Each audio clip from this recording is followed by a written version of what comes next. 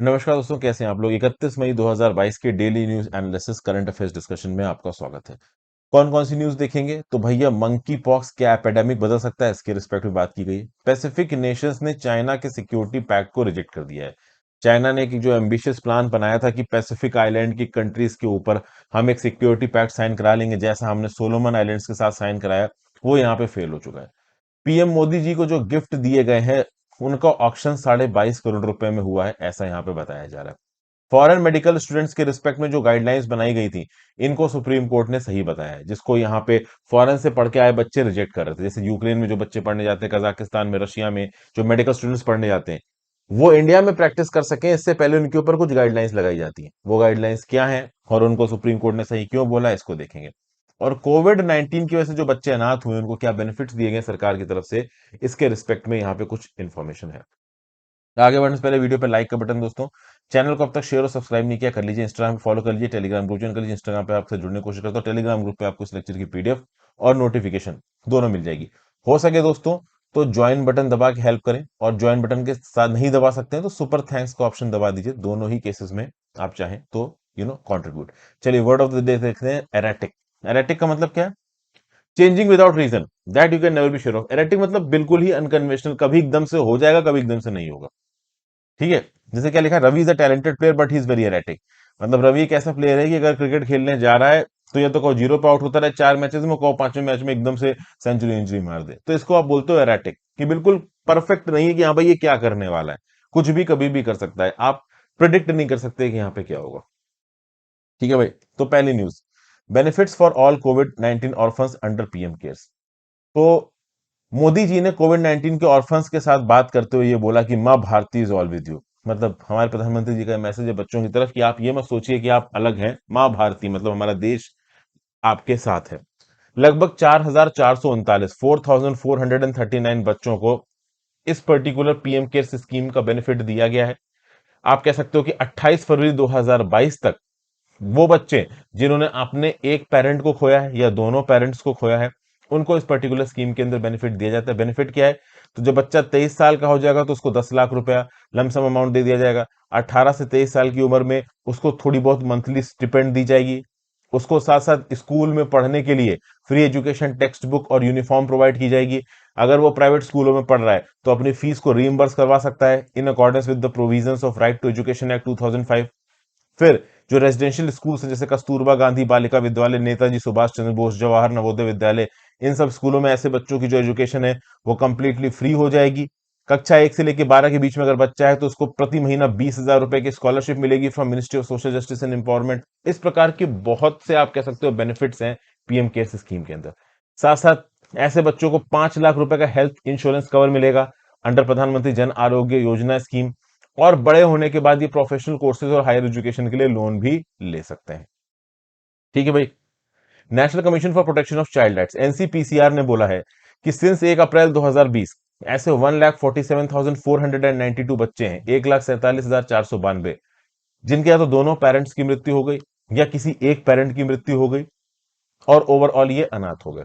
अगर देखा जाए तो ये डाटा मिला कहां से सरकार को, तो एनसीपीसीआर की वेबसाइट पे अलग अलग राज्य और यूनियन टेरिटरीज ने डाटा अपलोड किया। वो वेबसाइट है बाल Swaraj portal Covid care of national commission for protection of child rights. अब ऑर्फन मतलब जिन्होंने दोनों माँ बाप को खोया है, ऐसे बच्चे हैं 10,094। जिन्होंने एक माँ बाप कोई कोई किसी को खोया है तो वो है 1,36,910। जिनको छोड़ दिया गया उनके माँ बाप के द्वारा तो वो है 488। टोटल हो गए 1,47,492।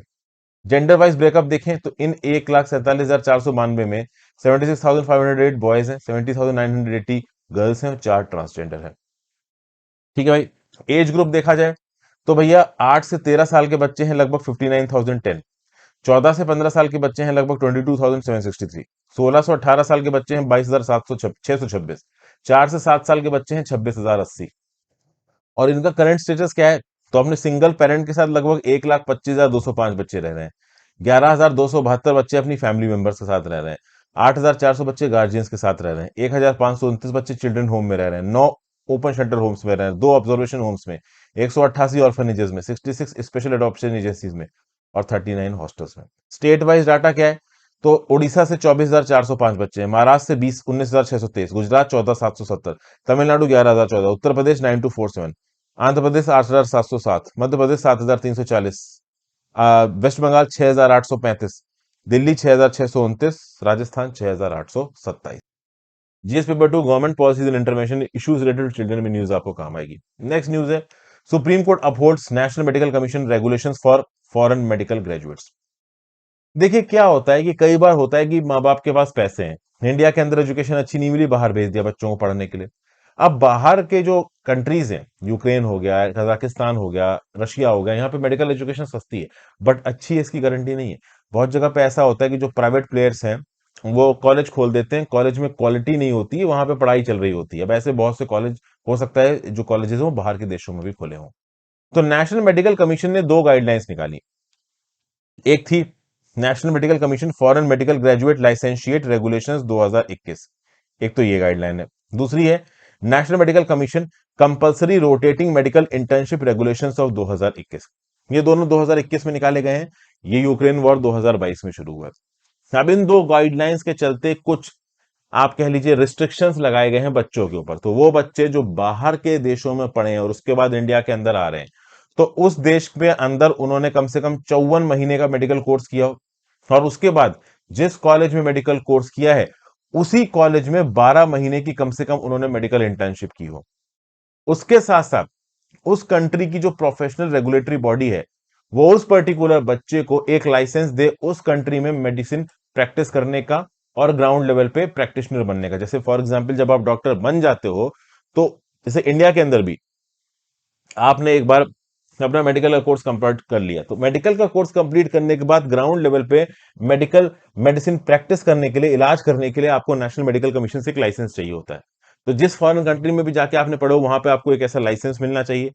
इन सब के बाद इंडिया में आने पे आपको एक और 12 महीने की इंटर्नशिप करनी पड़ेगी, और उसके बाद आप as a doctor ground level पे प्रैक्टिस कर सकते हो। तो इस बात को लेके बच्चे नाराज हैं। अच्छा, ये सब कहां लिखा हुआ है? ये लिखा हुआ है national medical commission foreign medical graduate licentiate regulation 2021 में। फिर जो कंपलसरी रोटेटिंग मेडिकल इंटर्नशिप है, यहां पे ओवरऑल इंटर्नशिप के रिस्पेक्ट में कुछ और रेगुलस कंडीशंस इंपोज करके रखी गई हैं उन बच्चों के ऊपर जिन्होंने अपनी मेडिकल की पढ़ाई बाहर के देशों से की है। तो इससे हो क्या रहा है? इससे हो ये रहा है कि बाहर के देशों से पढ़ के आए बच्चे इंडिया के अंदर मेडिसिन उतनी आसानी से प्रैक्टिस नहीं कर पा रहे, उनके ऊपर कुछ कंडीशंस इंपोज्ड हैं। और अभी जो रशिया यूक्रेन वॉर हुआ है, तो यूक्रेन से बहुत सारे बच्चे जो मेडिकल पढ़ रहे थे वहां पे वापस आ गए। तो वो गुस्सा है, उनका ये कहना है कि भाई हम बाहर से मेडिसिन पढ़ के आए हैं, तो हमें इंडिया में प्रैक्टिस करने से क्यों रोका जा रहा है? तो नेशनल मेडिकल कमीशन का बोलना है कि आपको रोक नहीं जा रहे हैं, आपके ऊपर हम कुछ कंडीशंस लगा रहे हैं। हम कंडीशंस इसलिए लगा रहे हैं ताकि ओवरऑल ग्राउंड लेवल पे जो मेडिकल स्टाफ एक्टिविटीज कर रहा है उसमें कुछ अकाउंटेबिलिटी लाई जा सके, कुछ क्वालिटी लाई जा सके। तो इन मेडिकल रेगुलेशंस के अगेंस्ट बहुत सारे बच्चे चले गए कहां पे? सुप्रीम कोर्ट में। और सुप्रीम कोर्ट में जाके बोला कि इससे दो फंडामेंटल राइट्स वायलेट हो रहे हैं। एक तो ये जो स्टूडेंट्स हैं जो कि बाहर से पढ़ के आए हैं मेडिसिन, इनका राइट टू प्रोफेशन वायलेट हो रहा है। दूसरा, right to health of the public, लोगों के पास डॉक्टर्स का एक्सेस कम है इंडिया के अंदर, इंडिया के अंदर डॉक्टर्स की कमी है। तो जब बाहर से डॉक्टर आ रहा है इंडिया के अंदर तो उसको रोक क्यों रहे हो? सुप्रीम कोर्ट ने बोला कि भाई कोई भी राइट यहां पे वायलेट नहीं हो रहा है। सुप्रीम कोर्ट ने बोला कि हम इस बात को मानते हैं कि इंडिया को क्वालिफाइड डॉक्टर्स की जरूरत है, हमारे यहाँ पे डॉक्टर्स की कमी है, लेकिन at the same point of time डॉक्टरी एक ऐसा प्रोफेशन है जहां पे क्वालिटी को कॉम्प्रोमाइज नहीं किया जा सकता। अगर अनट्रेन्ड डॉक्टर ग्राउंड लेवल पे काम करेंगे तो उसका एक साइड इफेक्ट देखने को मिलेगा जो कि बहुत खतरनाक होगा। और अनट्रेन्ड और अनरिकॉग्नाइज्ड मेडिकल इंस्टीट्यूशंस और डॉक्टर्स बहुत सालों से इंडिया के अंदर काम कर रहे हैं। इनको रोकने के लिए इंडियन मेडिकल डिग्री एक्ट 1916 में भी प्रावधान लाया गया था।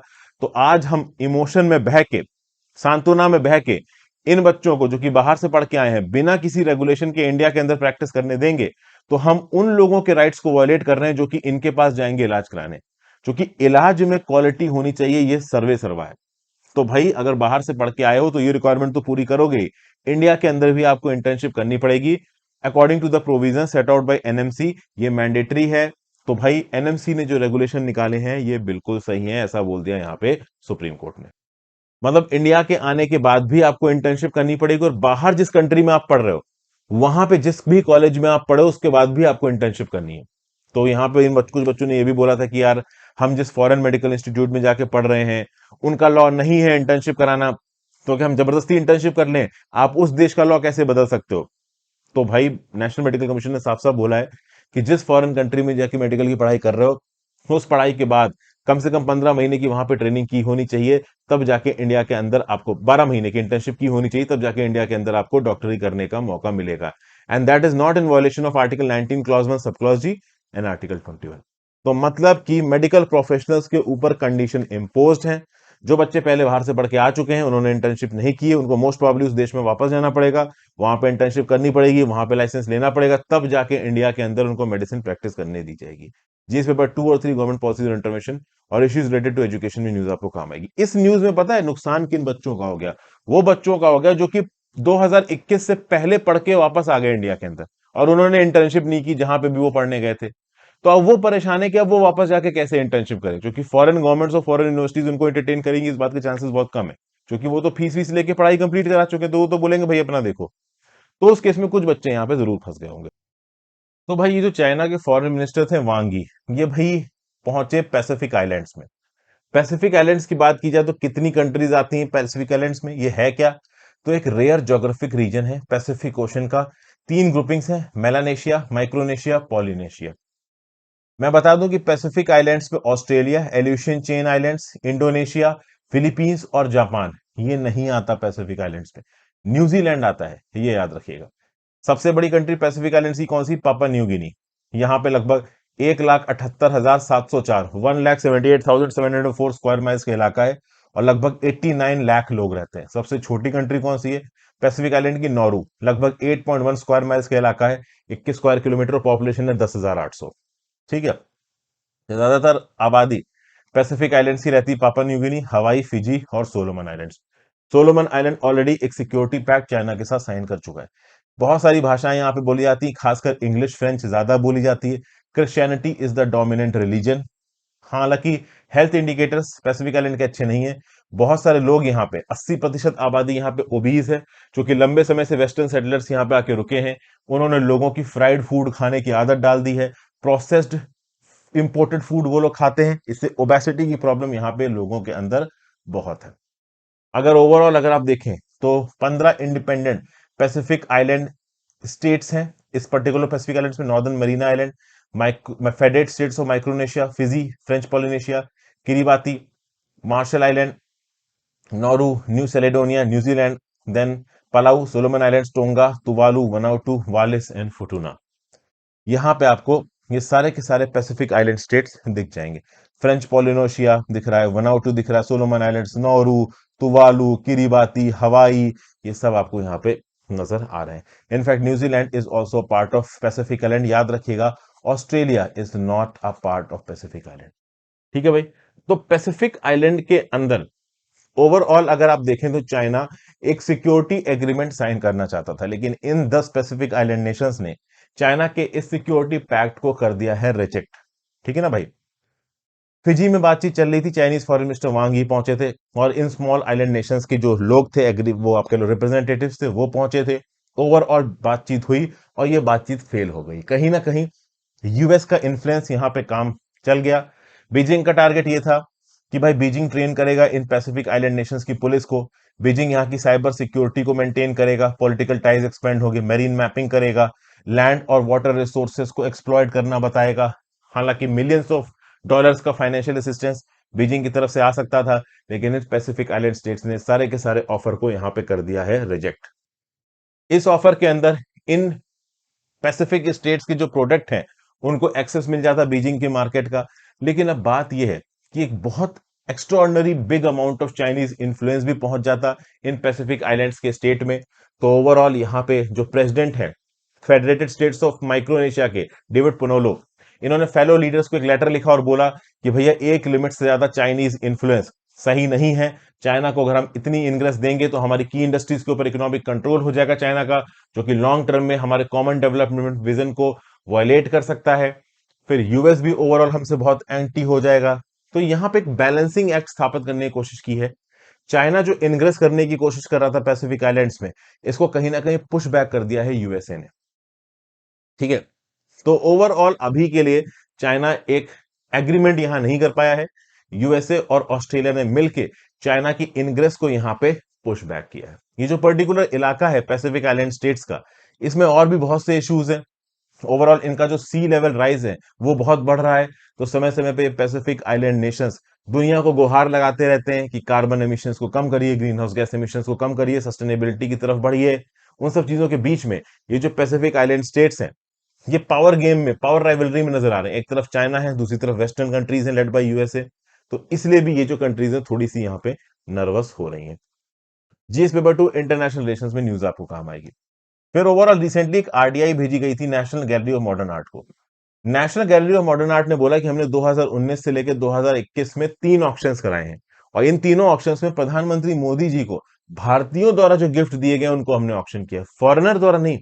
फॉरेन कंट्रीज के हेड्स ने जो पीएम मोदी जी को गिफ्ट दिया वो तो सरकारी ट्रेजरी में है, लेकिन ओवरऑल अगर आप देखो तो भारतीयों ने जो पीएम मोदी को गिफ्ट दिया है उनका ऑक्शन किया गया। पहला ऑक्शन हुआ जनवरी से फरवरी 2019 में, दूसरा हुआ सितंबर से अक्टूबर 2019 में, तीसरा हुआ सितंबर से अक्टूबर 2021 में। अब इसमें जो टोटल पैसा इकट्ठा किया गया वो है 22.5 करोड़ रुपया। जो पहला ऑप्शन था उसमें आया 3.1 करोड़, जो दूसरा ऑप्शन आया उसमें आया 3.6 करोड़, जो तीसरा ऑप्शन हुआ उसमें आया 15.8 करोड़। तीसरे ऑप्शन में पैसे इसलिए ज्यादा आए क्योंकि भारतीयों ने ओलंपिक के रिस्पेक्ट में कुछ गिफ्ट दिए थे मोदी जी को। जैसे कि जो हमारे नीरज चोपड़ा साहब हैं जिन्होंने जेवलिन थ्रो में गोल्ड मेडल जीता, उन्होंने अपना जेवलिन दिया था यहाँ पे मोदी जी को, वो ऑप्शन किया गया तो महंगा बिका है। जो लवलीना बोरगोहेन करके हमारी बॉक्सर हैं, उन्होंने जो ग्लव्स इस्तेमाल किए थे उनका यहाँ पे ऑक्शन हुआ है। तो इन ऑक्शंस में सबसे ज्यादा पैसा तीसरे ऑप्शन में इकट्ठा किया गया है, और ओवरऑल इस पैसे को नमामि गंगे प्रोग्राम के अंदर डोनेट किया जाएगा।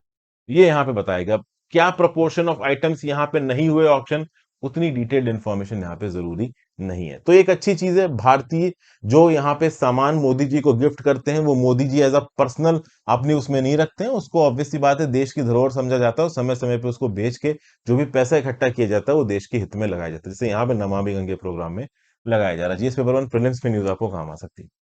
फिर नेक्स्ट न्यूज है कि भाई मंकी पॉक्स एक पैंडेमिक में कन्वर्ट नहीं होगा। डब्ल्यूएचओ ऑर्गेनाइजेशन की जो टॉप मंकी पॉक्स एक्सपर्ट है, इनका बोलना है कि भाई हंड्रेड्स ऑफ केसेस यहाँ पे रिपोर्ट हुए हैं, और ज्यादातर केसेस में जो गे बाई सेक्सुअल मेन है उनके जेनिटल एरिया में ये जो पर्टिकुलर सिम्टम है वो पाया गया। तो बहुत सारे केसेस यहाँ पे अननोटिस्ड है, क्योंकि बहुत सारे लोगों ने अपने केसेस को यहाँ पे बताया नहीं होगा। अब इस कंटेक्स्ट में अगर आप देखो तो ये वायरस बहुत ज्यादा तेजी से नहीं फैलेगा ऐसा बताया जा रहा है। एक्चुअली में ये वायरस किस हिसाब से फैल रहा है, क्या प्रॉपर सेक्स करने की वजह से फैल रहा है, या फिर क्लोज कांटेक्ट की वजह से फैल रहा है, या फिर एक इन्फेक्टेड पर्सन जिस बेडशीट पे या बेड पे बैठा है उस पे अगर कोई अनइफेक्टेड पर्सन फैल जाए तो उसको फैल जाएगा, क्या ये एयरबॉर्न है कोविड-19 की तरह? ऐसे बहुत से सवाल हैं जो कि मंकी पॉक्स के रिस्पेक्ट में अभी भी अनआंसर्ड है। वैसे देखा जाए तो एक्सपर्ट्स का यह बोलना है कि अभी तो गे और बाइसेक्सुअल मेन के बीच में फैल रहा है, लेकिन ऐसा नहीं है कि जो नॉर्मल स्ट्रेट कपल्स है उसमें नहीं फैलेगा, उनमें भी फैल सकता है। तो इस समय पे मंकी पॉक्स के फैलाव को रोकने की जरूरत है। किसी को मंकी पॉक्स हुआ है तो आप कैसे पता चलोगे? तो शुरुआत में फीवर, बॉडी एक, चिल्स और फैटीग जैसी चीज आती है जो कि नॉर्मल सिम्टम्स होते हैं, तो आप एकदम से तो नहीं पता कर पाओगे मंकी पॉक्स है। जो बहुत कोर सिम्टम्स होते हैं उसमें फिर फोड़े वगैरह निकल के आने लगते हैं, आपने फोटोज देखी होंगी। हालांकि किसी की मौत नहीं हुई है मंकी पॉक्स की वजह से। ओके। अच्छा, सेंट्रल और वेस्टर्न अफ्रीका में जब मंकी पॉक्स फैला तो वो जानवरों के काटने से फैला, और यहां पे सेक्सुअल एक्टिविटी के थ्रू फैल रहा है। तो कुल मिला के एक जो वजह यहां पे मंकी पॉक्स की फैलने की बताई जा रही है वो ये बताई जा रही है कि स्मॉल पॉक्स के वैक्सीनेशन को 1980s में बंद कर दिया गया था। 1980 में हमने स्मॉल पॉक्स इरेडिकेट कर दिया था, तो उसके बाद स्मॉल पॉक्स की वैक्सीन नहीं दी गई। अब चूंकि स्मॉल पॉक्स की वैक्सीन नहीं दी गई तो वो जो इम्यूनिटी गैप है वो बिल्डअप हो चुका है लोगों में। आज की डेट में भी मंकी पॉक्स को क्योर करने के लिए स्मॉल पॉक्स की वैक्सीन दी जाती है। तो अगर इस वैक्सीन को कंटिन्यू रखा जाता तो इम्यूनिटी बिल्डअप होती है लोगों में, लोग मंकी पॉक्स से इन्फेक्ट नहीं होते, बट अभी के लिए हो रहे हैं। तो मंकी पॉक्स आगे कितना फैलेगा नहीं फैलेगा इसके ऊपर शोध जारी है, अभी कुछ कॉन्क्रीट तरीके से नहीं कहा जा सकता। जीएस पेपर 2 हेल्थ में न्यूज आपको काम आएगी। तो आज इतनी न्यूज है दोस्तों, बहुत ज्यादा न्यूज नहीं है। आज का एडिटोरियल जरूर देख लेना, बहुत सारी इंपॉर्टेंट इन्फॉर्मेशन मैंने एडिटोरियल में डिस्कस की, जैसे केनियन इलेक्शन और बहुत बहुत सी चीजें। तो thank you for watching friends, video को लाइक को शेयर करके जाइएगा, इंस्टाग्राम पे फॉलो कर लीजिए, टेलीग्राम को ज्वाइन कर लीजिए, ज्यादा से ज्यादा लोगों के साथ लेक्चर को शेयर करिएगा। Have a great day.